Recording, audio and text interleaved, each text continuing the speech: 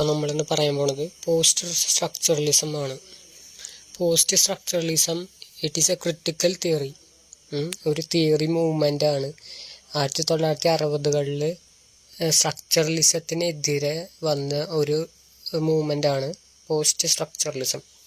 അപ്പോൾ സ്ട്രക്ചറലിസത്തിൽ നമ്മൾ പറഞ്ഞു കൾച്ചറിലും ലാംഗ്വേജിലും സൊസൈറ്റിയിലൊക്കെ നിലനിൽക്കുന്ന കാര്യങ്ങളുടെ ബേസിക് ആയിട്ടുള്ളൊരു സ്ട്രക്ചർ കണ്ടുപിടിക്കാനാണ്, അല്ലെങ്കിൽ അങ്ങനെ ഒരു സ്ട്രക്ചർ ഉണ്ടെന്നാണ് സ്ട്രക്ചറലിസ്റ്റ് പറഞ്ഞത്. പക്ഷെ പോസ്റ്റ് സ്ട്രക്ചറലിസ്റ്റ് പറയുന്നത് അങ്ങനെ ഒരു സ്റ്റെബിലിറ്റി ഇല്ല എന്നാണ് അവർ പറയുന്നത്. ഒരു ഫിക്സ്ഡ് മീനിങ് ഇപ്പോഴും ഉണ്ടാവില്ല എന്നാണ് പോസ്റ്റ് സ്ട്രക്ചറലിസ്റ്റ് പറയുന്നത്. അപ്പോൾ ആദ്യം തന്നെ ഡീകൺസ്ട്രക്ഷൻ എന്ന് പറഞ്ഞ ടേം നോക്കാം. അത് ജാക്കസ് ഡെറിഡ എന്ന് പറഞ്ഞ തിയറിസ്റ്റാണ് കൊണ്ടുവരുന്നത്. ഡീകൺസ്ട്രക്ഷനിൽ പ്രധാനമായിട്ട് പറയുന്നത് ഫെർഡിനാൻഡ് ഡി സസ്സർ കൊണ്ടുവന്നില്ലേ, സൈനും പിന്നെ അതിൽ വരുന്ന സിഗ്നിഫയറൊക്കെ. അതിൽ സൈൻ ഉണ്ടെങ്കിലും അതിന് വ്യക്തമായിട്ടുള്ളൊരു മീനിങ് അപ്പോഴും നമുക്ക് ഫിക്സ് ചെയ്യാൻ പറ്റില്ല എന്നാണ് ഡീകൺസ്ട്രക്ഷനിൽ പറയുന്നത്. അതിന് പറയാൻ വേണ്ടിയിട്ട് ജാക്കസ് ഡെറിഡ ഒരു ടേം കൊണ്ടുവന്നു. അതിൻ്റെ പേരാണ് ഡിഫറൻസ്. അപ്പോൾ ഡിഫറൻസ് എന്ന് പറഞ്ഞ term differ plus defer. Differ എന്ന് പറയുമ്പോൾ വ്യത്യാസപ്പെട്ടിരിക്കുക, ഡെഫർ എന്ന് പറയുമ്പോൾ കണ്ടിന്യൂ ചെയ്യുക. അപ്പോൾ ഈ രണ്ട് അർത്ഥങ്ങളും കൂടി വരുന്ന ടേമാണ് ഡിഫറൻസ്. അപ്പോൾ നമ്മൾ ഇപ്പം കാറ്റ് എന്ന് പറയുമ്പോൾ അത് എന്തുകൊണ്ട് കാറ്റായി എന്ന് പറയുമ്പോൾ അത് ഡോഗല്ല എന്ന് പറയും, ഒരു ന്യായം പറയാം സ്ട്രക്ചറലിസത്തിൽ. പക്ഷെ അപ്പോഴും അത് കണ്ടിന്യൂ ചെയ്യുന്നതാണ് പോസ്റ്റ് സ്ട്രക്ചറലിസ്റ്റ് പറയുന്നത്. എന്ന് വെച്ചാൽ കാറ്റ് എന്ന് വെച്ചാൽ ഡോഗ് അല്ലാത്തതുകൊണ്ട് അത് കാറ്റായി. പക്ഷെ ഡോഗിന് വേറെ മീനിങ് ഉണ്ടല്ലോ. എന്ന് വെച്ചാൽ ഡോഗ് അപ്പം എന്താണ്, ഡോഗ് എന്ന് വെച്ചാൽ എലിഫൻ്റ് അല്ലാത്തത്. അപ്പം എലിഫൻ്റ് എന്താണ്, അത് ചീറ്റ അല്ലാത്തത്. അപ്പം ചീറ്റ എന്താണ്, ചീറ്റ ലയൺ അല്ലാത്തത്. അങ്ങനെ അല്ലാത്തത് പറഞ്ഞു പോയിട്ട് ഇങ്ങനെ കണ്ടിന്യൂ ചെയ്തുകൊണ്ടിരിക്കുക, എൻഡ്ലെസ് ആയിരിക്കും. അതാണ് ഈ ഡീകൺസ്ട്രക്ഷനിൽ ഡെറിഡ പറഞ്ഞത്. അടുത്തത് ഡീസെൻറ്ററിങ്. അപ്പോൾ ഡെറിഡ പറയുന്നത് ഈ ഫിക്സഡ് മീനിങ് ഇല്ല, ഒറ്റ ടെസ്റ്റിൽ ഒരു ഫിക്സഡ് മീനിങ് ഒരു സ്ട്രക്ചറും ഇല്ല എന്നാണ് പറയുന്നത്. അപ്പോൾ ഒരു അൾട്ടിമേറ്റ് റെഫറൻസ് പോയിന്റ് ഒരു ബുക്കിലും ഉണ്ടാവില്ല. അപ്പോൾ അങ്ങനെ അൾട്ടിമേറ്റ് റെഫറൻസ് പോയിന്റ് ഒക്കെ വെച്ചിട്ടാണ് നമ്മൾ traditional books, traditional hierarchical societal system ഒക്കെ ഉണ്ടാക്കിയത്. അടുത്ത ടൈമാണ് ലോഗോസെൻട്രിസിസം. ലോഗോസെൻട്രിസം എന്ന് വെച്ചാൽ സ്പീച്ചാണ് റൈറ്റിങ്ങിനെക്കാട്ടി ഇമ്പോർട്ടൻസ് ആയിട്ടുള്ളതെന്നാണ് ഇതിൽ പറഞ്ഞിരുന്നത്.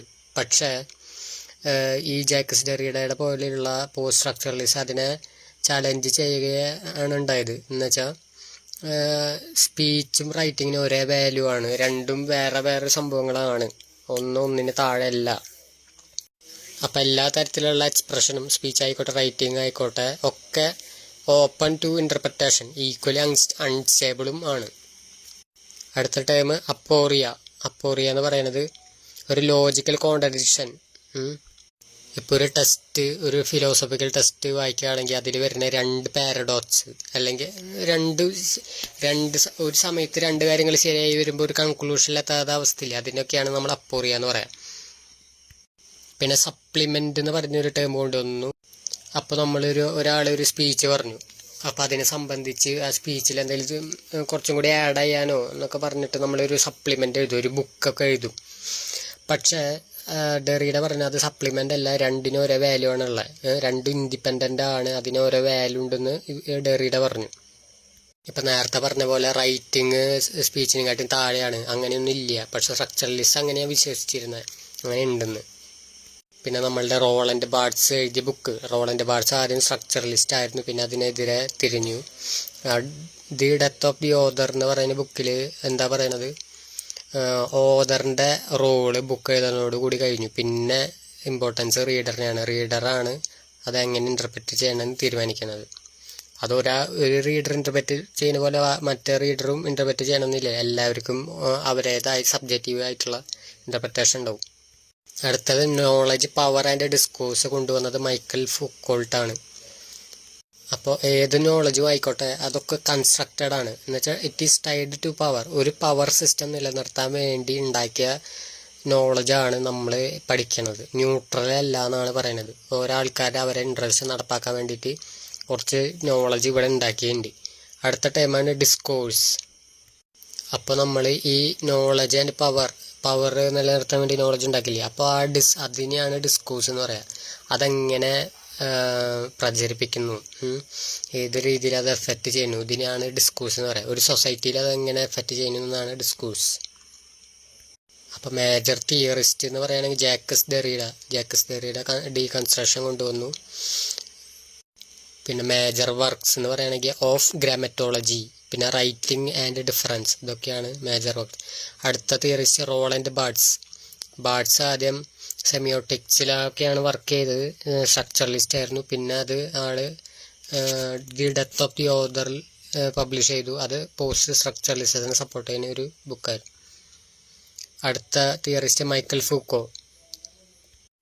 ഫൂക്കോ ആണ് പവർ റിലേഷൻ കൊണ്ടുവന്നത്, നോളജും പവറായിട്ടുള്ള ബന്ധം, ഡിസ്കോഴ്സ്, ഇതൊക്കെ കൊണ്ടുവന്നത്.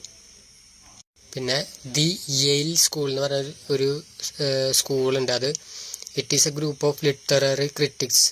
ആരൊക്കെയാണ്? പോൾ ഡി മാൻ, ഹറോൾഡ് ബ്ലൂം, ജെ ഹില്ലിസ് മില്ലർ, ഇവരൊക്കെ അടങ്ങിയ അവരാണ് ഡീകൺസ്ട്രക്ഷൻ ലിറ്റററി ക്രിറ്റിസിസത്തിൽ അപ്ലൈ ചെയ്തത്. അവർ ഡെറീഡയുടെ ഐഡിയാസ് ലിറ്റററി ടെക്സ്റ്റ് അനലൈസ് ചെയ്യുന്നതിൽ ഒന്ന് എക്സ്പാൻഡ് ചെയ്തു. അപ്പോൾ നമുക്ക് ഡീകൺസ്ട്രക്ഷൻ ഒന്നുകൂടി നോക്കാം. അത് സ്ട്രക്ചറലിസത്തിൽ നമ്മൾ സൈൻ പഠിച്ചു, അതിൽ സിഗ്നിഫയറും ഉണ്ട്. അപ്പം ഡെറീഡ പറഞ്ഞത്, ഡീകൺസ്ട്രക്ഷനിൽ ഡെറീഡ പറഞ്ഞത് അങ്ങനെ ഫിക്സഡ് ആയിട്ടുള്ള സ്റ്റേബിൾ മീനിങ് ഇല്ല.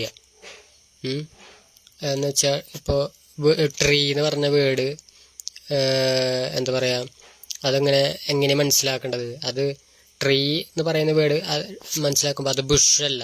അപ്പോൾ ബുഷ് അല്ലെങ്കിൽ അതുകൊണ്ട് ട്രീ ആയി എന്ന് പറയാം. പക്ഷെ അങ്ങനെയല്ലല്ലോ, ബുഷ് അല്ലാത്തതുകൊണ്ട് ട്രീ ആയി എന്ന് പറയുമ്പോൾ അപ്പോൾ ബുഷ് എന്താണെന്നുള്ള ചോദ്യം വരും. അപ്പോൾ അത് പ്ലാന്റ് അല്ല, ബുഷ് പ്ലാന്റ് ആണ്, പ്ലാന്റ് ആണ്. അപ്പോൾ പ്ലാന്റ് എന്താണ്? അപ്പം അങ്ങനെ ചോദിച്ച് നമുക്കങ്ങനെ പോവാം. അപ്പോൾ അതങ്ങനെ കണ്ടിന്യൂ ചെയ്യും. അതാണ് ഡീകൺസ്ട്രക്ഷനിൽ പറയുന്നത്. അടുത്തത് ഡീസെൻറ്ററിങ് എന്ന് പറഞ്ഞു.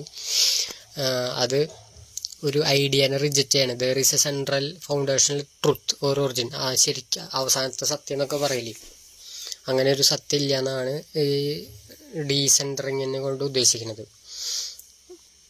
അപ്പം നമ്മൾ ഗോഡും റീസണും കൂടുതൽ പ്രാധാന്യം കൊടുത്തിട്ടാണ് മീനിങ്സ് ഒക്കെ ഉണ്ടാക്കിയത്, ടെസ്റ്റിലുള്ള മീനിങ്സ്. അപ്പം അങ്ങനെ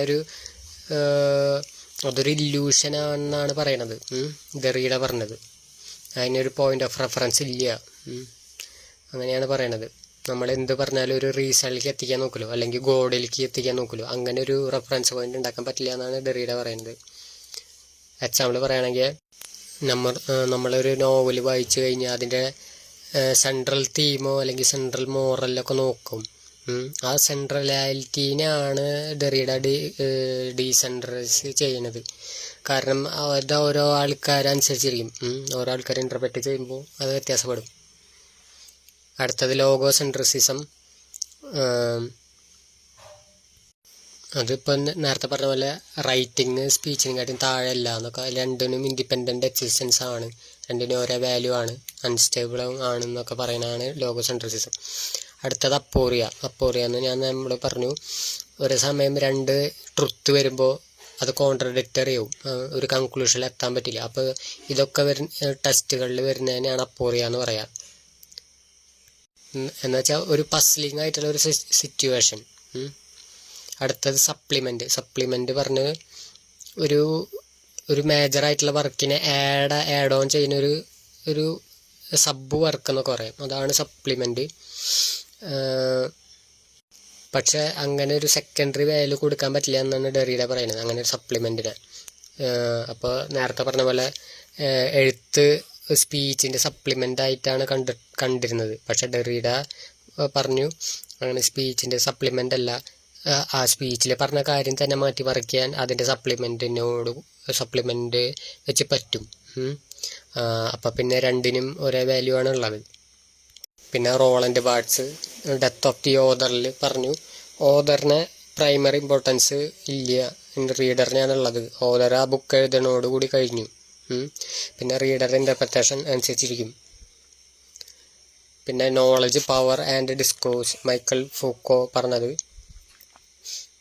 അത് ഒരു ഒബ്ജക്റ്റീവും ന്യൂട്രൽ അല്ല, അത് നമ്മളെ ഹിസ്റ്ററിയും സോഷ്യൽ കണ്ടസ്റ്റൊക്കെ ഇൻഫ്ലുവൻസ് ചെയ്തിട്ടാണ് ഓരോ നോളജ് ഉണ്ടാവണത്.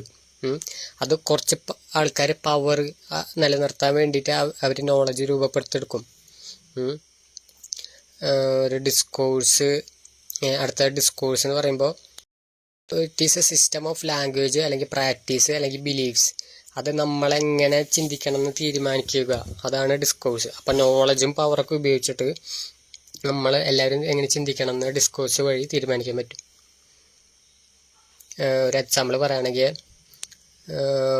ഇപ്പം 19-ാം നൂറ്റാണ്ടിൽ മെഡിക്കൽ ഡിസ്കോഴ്സ് വന്നു. എന്നുവെച്ചാൽ നോർമലായിട്ടുള്ള ആൾക്കാർ എങ്ങനെ പെരുമാറുമെന്ന് ഇവർ വിവരിച്ചു, കുറച്ച് സയൻറ്റിഫിക്കൊക്കെ ആയിട്ട്. അപ്പോൾ നമ്മൾ ഒരു ഡിസ്കോഴ്സ് വന്നില്ലേ, നോർമലായിട്ടുള്ള ആൾക്കാർ ഇങ്ങനെയായിരിക്കും, അങ്ങനെ ഒരു ഡിസ്കോഴ്സ് വന്നു. അതിനെയാണ് ഇതിൽ ഡിസ്കോഴ്സ് കൊണ്ട് ഉദ്ദേശിക്കുന്നത്. അപ്പോൾ കുറച്ച് പേർക്ക് അതിൻ്റെ ഗുണം കിട്ടും. അവർ ആ പവർ റിലേഷൻ എന്ന് വെച്ചാൽ പവർ നിലനിർത്താൻ പറ്റും ആ നോളജ് ഉപയോഗിച്ചിട്ട്. അപ്പോൾ ഇതൊക്കെയാണ് പോസ്റ്റ് സ്ട്രക്ചറലിസത്തിൽ പറയാനുള്ളത്.